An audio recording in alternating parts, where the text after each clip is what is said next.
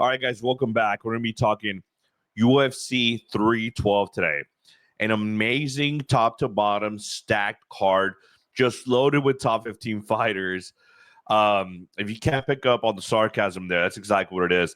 This is not one of the best cards the UFC has lined us up with. However, there's some fights on there that do have a little bit for us to be exciting. And then on top of that, here's the thing. The main event has huge implications for the UFC moving forward in 2025. There's two storylines depending on who wins, if Dricus wins or if Sean wins. And I'm going to give you guys my pick before this video is over, so make sure you stick to the end. However, there's two storylines that could happen depending on who wins. And we're also going to talk about that when we get to the main event. So, guys, stick along for a ride. Watch until the end so that way you can hear both storylines and who I'm picking to win in that fight. So make sure you stick to the end. While you can, guys, please drop a quick like, drop a quick sub. I would do it for you. If you got a YouTube channel you want me to sub, I would hook you up all day because I know you guys are going to hook me up, right? So please give me a sub and let's get into it. UFC 312. Let me show you guys a little bit of what we're working with here. All right. So first fight of the night, Yusung Park versus Namjargao. I always struggle with that name. We don't have a ton of film on these guys. What we do have, Park looks super impressive. So I'll tell you what, let's go ahead and go with Park on that one. And here's the thing, guys. On the prelims, on the early prelims, we're kind of going to speed through it. The early prelims are notoriously super wishy-washy and they go a certain way. Unless you have some outstanding giant favorite in the early prelims that, whatever. Then, but for the most part, from a betting perspective, we kind of want to stay away from early prelims just because they are so wishy-washy. But let's move on. Second fight of the night, you have the guy representing the entire country of India in Jubilee, and then you have Salkeed. So here's the thing. My heart wants old boy from India to take this win back there and show that India MMA can grow, right? However, I don't see it exactly going that way. Give me my guy, Salkeed on this one, right? I'll take him. Then we have Jonathan McAuliffe, and Kevin Jesse. Again, here's a fight that can go either way. Early prelims, we have a ton of film on both of these guys. However, I think Kevin's just a little bit of a better, more well-rounded fighter. And here's the thing, right? On the second fight of the night, the one we just spoke about before, that's the first one that's going to have some type of influence from it being taking place in Australia, right? So this second one should have some type of influence too. But again, give me Kevin. I'll take him all day. We'll go from there. Now, here's the first significant or meaningful fight. My man's Cody Steele. So Cody's just a freaking killer all around. He's out of Austin, right? So I've got an opportunity go up there and see him train a few times. The guy is amazing on the ground, and that's putting it lightly. I mean, just ADCC champ style ground game, right? And then not just that, the prospect that he's fighting in Rongzhou, I think he's had his opportunity. I think he showed us what he has. We've seen him once or twice, and Cody Steele is the kind of guy who is going to ragdoll him, or at least that should be the game plan, right? He is so good that when he was in the Dana White Contender Series, and this is going to be a repeat thing we're going to see on this fight card, when he was on the Dana White Contender Series, he literally had a guy pull out as they were about to walk out to fight. Now, the guy had to come up with some reason as to why he pulled out, saying that he felt last minute illness, whatever. Look, I wouldn't want to fight, Cody Steele. So, I'm sure the guy didn't want to either. He knew what was going to happen. So, again, on this one, it's kind of crazy because the line's not that heavy. I want to say that Cody Steele's like a minus 200 favorite. So, there's something that would be interesting there. Now, if you don't want to give up so much juice, I do think that the quickest path to victory for Cody Steele is going to be for him to take down Rongzhou, and then he's either going to submit him or going to win by ground and pound. I don't think he's going to take him out while they're both standing up. I think he's going to take him down and then go from there. So maybe check out Fight Not to Go the Distance if you're going to check out this fight for any type of betting, right? So Early prelims are done. Normal prelims come on. Here's the first super interesting fight of the night. So Ilya Topuria's older brother, he's exactly a year older, Alexandre Topuria, is fighting Kobe the Sickness Thickness, right? So I went back and I saw a ton of film on both these guys, right? I hadn't really seen, I'd heard about about Ilya's older brother, and I'd seen a little bit of clips here and there, like on Instagram stuff. But I went and I watched a couple of his fights, and really kind of try to absorb what he does, what he does repeatedly. What are his favorite things to do, take down stuff like that. And then I did the same thing for Kobe. And I keep getting the same thing. So part of me wants to say, Kobe is super skilled. He's got a decent ground game, goes for takedown, stuff like that. But I didn't see, just honestly, I didn't see anything that Kobe did that he did better than Alexander Topuria. Everything that Kobe does, Topuria does better. And then on top of that, Topuria has a better build. Topuria is faster. Topuria's ground game is more elite. So even though my heart wanted Kobe to present some kind of challenge to Topuria, I just don't see it. I think Topuria is going to win however he wants, plain and simple. So don't mess around, guys. Go with Topuria on that one. And then we have Bruno versus Wang Kong. So I think Wang Kong's coming off of a knockout victory. They're both super similar. I don't know why Vegas is showing such a big difference in this fight, as they have Kong as a minus 455 favorite. I mean, I think that's a humongous freaking difference. And I don't think that that's what's going to be the case. Now, I do think that the smart decision would be to take Kong regardless, but I don't think it's going to be this far apart. Perhaps this is a fight where you can jump in on the live, assuming that Bruno does decent. And I would jump in if you can get on the live bet somewhere around better odds than minus 200. If it dips down to minus 180, something like that, I think you jump in. So yeah, give me Wang Kong on that one all day. Let's move on. So, okay, Tom Nolan. So here's one of the ones where I'm going to open this up just so we can see what the difference is here. So check out the difference in height. There's also a difference in age. There's a difference in reach. So I'm kind of a little surprised that they have a Borshev as a favorite over Tom Nolan.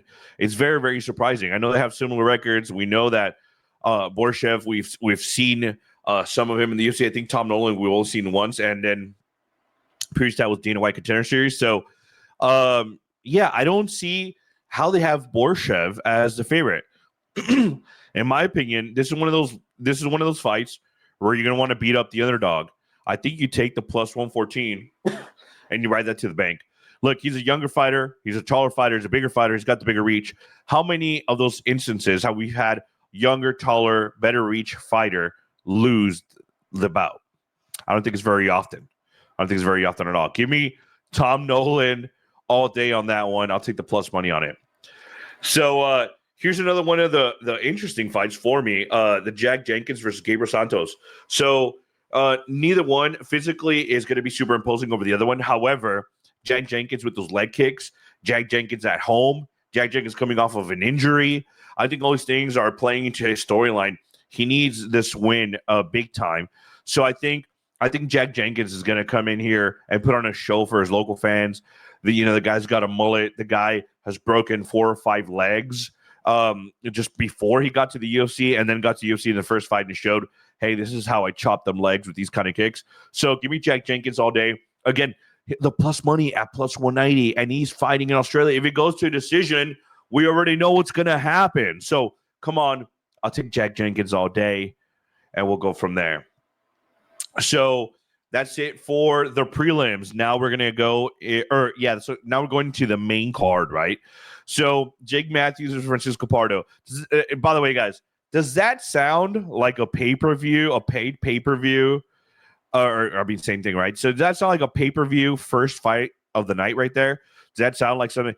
I don't know, right? But listen, I will say this. Francisco Pardo, last time we saw him, he was fighting Zellhuber at the Sphere in Vegas for Noche UFC. And the fight that Pardo and Zellhuber put on was, that night on Twitter, people were going crazy. They were saying it was fight of the year. I mean, an amazing freaking showing for Pardo. Only 22 years old, super young, put on a show like that with Zellhuber. Jake Matthews, UFC vet. We've seen him do what he does, at least 10 times now, something like that. And while Jake Matthews is no slouch, I don't see him beating Pardo decisively, right? And this might be one of those fights where as soon as Pardo goes into the second round, he starts taking over on the fight. You might hear the crowd booing because Jake Matthews being, in Australia, fighting in Australia. So this might be one of those. However, I'm not going to fall for it. Give me Francisco Pardo. I'll take him on plus money, right? Now, let me pause right here real quickly. If we're taking plus money on Pardo, we might as well, and we're taking plus money on Jake Jenkins, we might as well parlay those two and see what more we can get, right? So we're taking those two. We're going to parlay Jack Jenkins. We're going to parlay Pardo. And we'll just do money line. We're getting plus money on both of them. Let's see what happens. So, sorry, guys. Let's move on. By the way, everybody right now is getting sick. There's like a huge flu thing. So if you're in an area where there's a bunch of kids, there's a bunch of flu, watch out. Careful. I'm not sick yet, but I feel like it's kind of coming on. I don't know. Anyways, let's move on. Jimmy Crute and Rodolfo Bellato. So Rodolfo being one of those Dana White Contender Series guys that we spoke about earlier. Jimmy Crute, we know what Jimmy Crute is. We know what he brings to the table. I want to say Jimmy Crute hasn't fought in a while. I want to say his last fight, and it doesn't show here, but I want to say his last fight was like in 2013. So big difference in the fight. Rodolfo's been active. Now, Rodolfo, he's very much a style of Yoel Romero, dirty boxing style. So, he likes to mix it up. Dirty boxing, likes to keep it there. I don't see a world where Jimmy Crute's going to stay competitive with this. Look for the finish in this fight. If you're feeling confident, I would sprinkle a little bit of Rodolfo. Or if fight doesn't go the difference, or Rodolfo by finish if your sports books offer you that. So that one's super good, right? So let's go with Rodolfo on that one. He is the favorite, so he's minus 160, but whatever, we'll take it. We're getting plus money on the other ones, right? So it'll average out.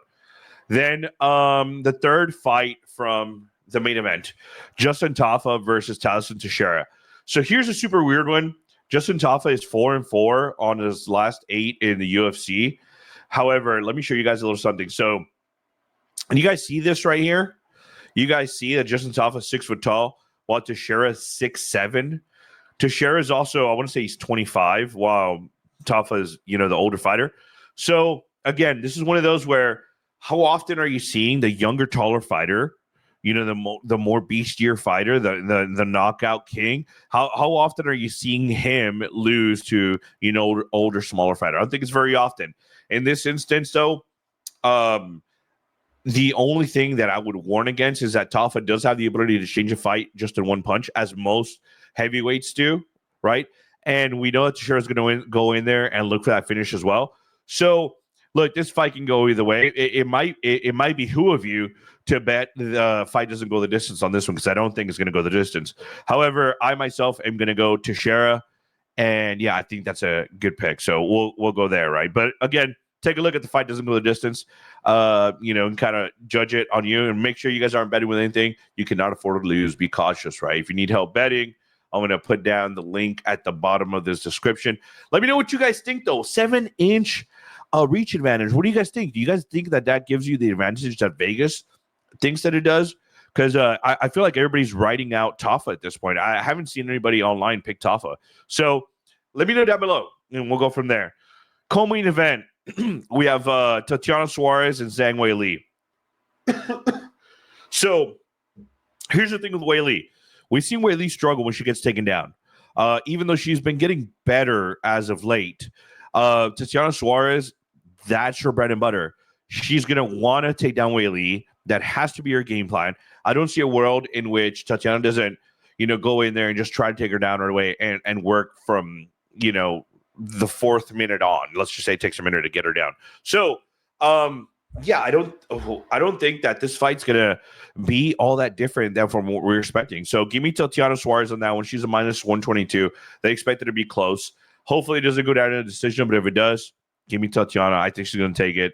And we will hear and new, right? So now we're on to the main event. So before I give you guys who I think is going to win the main event, let's talk about the two scenarios, the two storylines that the UFC has been giving us, right? Number one, if Sean Strickland comes out and beats Dricus du Plessis, we've seen Sean Strickland and Khamzat Chimaev all week going at it on Twitter. We've seen them on X. Just, Khamzat was sharing pictures of Sean Strickland when he was a younger fighter, when he had longer hair and he looked a little sus. When he looked a little no diddy, right? And then we see Khamzat fire back at him, right? Saying, hey, you fled your country and then you went back and now you're friends with the warlord and da-da-da-da. So here's where it got interesting for me. Uncle Chael seems to think that Khamzat Chimaev is going to be in the crowd. He thinks he's going to be in the crowd because he's thinking that Khamzat Chimaev is going to weigh in for this fight should something happen to either Dricus or Sean. Should one of them not be able to go, Khamzat's going to be there as the backup. But here's where it gets interesting. Assuming they're both able to go and assuming that Sean Strickland wins, then and Khamzat's in the crowd, then how could Sean resist not calling Khamzat up? And we get that face-off so that we can see potentially what's the next one up. We know that Imavov just beat Izzy last weekend, so we know that's going to be waiting. He's going to be waiting on the wings. However, give me a Khamzat face-off after Sean wins if he wins, right? So if that doesn't happen, and Dricus, goes and puts a show on and defeats Sean, then there's a storyline for him too. There's a storyline for either one of these, and it's crazy how the UFC's been doing this behind the scenes.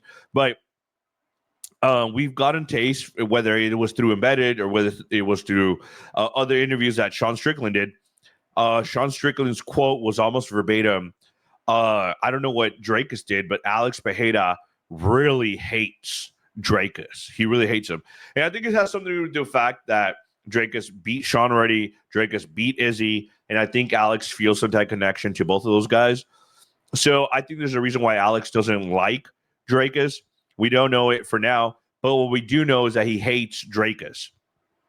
And because he hates Dricus and because he's going to be there cornering Sean Strickland, if Dricus wins and whatever, then Dricus has the ability to have a face-off with Alex Pereira. Even though Alex has to go and beat Ankalaev, I think that'll be a good UFC moment, something that Dana will be salivating over.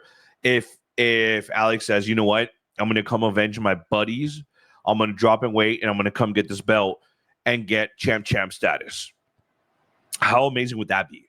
I feel like most fans would want Alex Pereira and Dricus du Plessis over Alex Pereira and John Jones. And plus, I think he's got a much better odds of beating Dricus than he does of beating John Jones. So give me that. Now that we spoke about both of the things that could happen in this fight, let's talk about our pick. So I don't think there's a world in which Sean fought Dricus, lost a super close decision to Dricus, in which Sean doesn't take that, sits down with his coach, Eric, probably the best coach in MMA right now, training with Alex, and doesn't implement some type of game plan to beat Dricus. And I think Sean mentioned in one of the interviews that he didn't hit the gas as much as he wanted to, and he still had, some cardio left. So I think we're going to see a more aggressive Sean Strickland. And when you get a more aggressive Sean Strickland, I think Dricus is more likely to commit a mistake. But Sean also leaves himself a little exposed, and we know Sean's a little chinny. So it could go either way. However, I think in this one, Sean pushing the gas a little bit and trying to be more aggressive is going to go a super long way. So I'll tell you guys what. Give me Sean Strickland on the main event. I think Sean Strickland's going to win it. I think it's going to be super decisive. He might even get a finish. Who knows? But what I will say is that then thereafter, we should get a Khamzat stare down, which would be super great to know that that's the next fight that's going to be happening. So I very, very much welcome that. But again, Sean has to go out there and put on a show first and get that big victory. So guys, you made it to the end. Please drop a quick sub, help out the channel, and that way you stay relevant with anything and everything UFC and MMA. I appreciate you guys watching till the end. And until next time, guys, I'll see y'all.